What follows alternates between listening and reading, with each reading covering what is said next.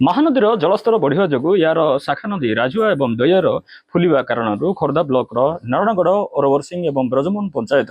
10 रु ऊर्ध्व गाँ बर्तमान जलबंदी घेर रही गतकाली हिरमूल बाह्य जगतर विच्छिन्न होता बेले आम बर्तमान अच्छु ये हूँ नारायणगढ़ मानपुर गाँ जो स्थिति बर्तमान आप देखुं 150 रु ऊर्ध्व परिवार जलबंदी घेर रही घरे पानी पशिची चुली पानी पशिला घर भितर आप देखिए बर्तमान रास्ता अंटे अंटे पानी रही कौटना कौटी लोकंर दुर्दशा बढ़ी आमको बेसी आमर काल है दयार शाखा नदी राजुआ नदी ये राजुआ नदी रे ब्यारजता है आज पर्यंत कि तार नदीर बंध नाई नदीर जो एम्बांकमेंट कहते से एम्बांकमेंट मोटे नहीं जहाँकि सामान जमी सहित सामान तेणु टिके बेंग मुतिले बन्या पानी पशिला नदी उछुड़ी पशिला आम एपटू आ सबुपटे रिंग बंध हो गला किंतु आमर ये जो गहिरटा रहा सबलठू श्रद्धापुर पर्यंत कखारस्थू श्रद्धापुर पर्यंत एठी यार रिंग बंध नाई तेणु बाध्य होकर पानी जिते आसूसी सांगे सांगे पानी बन्या पानी पशि आसपटे किंतु सबलंग फबलंग जदि नदी धारे अच्छी एत आफेक्टेड से होना आमे आफेक्टेड हो बेसी ये जेहेतु आम नदी में बंध ना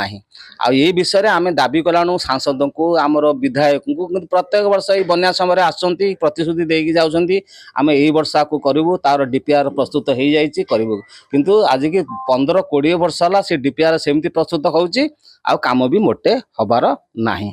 एम तो प्रत्येक वर्ष होउची एबे 2 वर्ष ला पानी नथिला 2 वर्ष पुणी पानी हेजी चाषबास बहुत क्षति गोखाद्य नाही घास कौन किसी आनिक रखी से गोरु को दौंती ना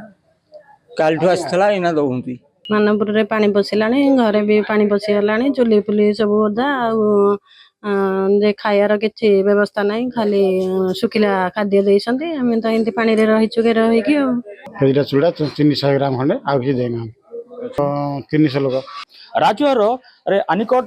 नहबा कारण दीर्घ 15 वर्ष धरी एभली समस्या लगी रही बेले केबे प्रशासन एथि चेता बसिब एवं राजुआ नदी में बैरिकेड निर्माण करागले लोकंकर समस्या समाधान हो बोली जहाँ सेमानकर अभियोग रही प्रशासन या नजर पड़ुछि केबे सरकार या गुरुत्व दौरान ताहाकू समस्तंकर रही अपेक्षा खोर्धा मानपुर प्रभात पाणिग्राही रिपोर्ट लाइफ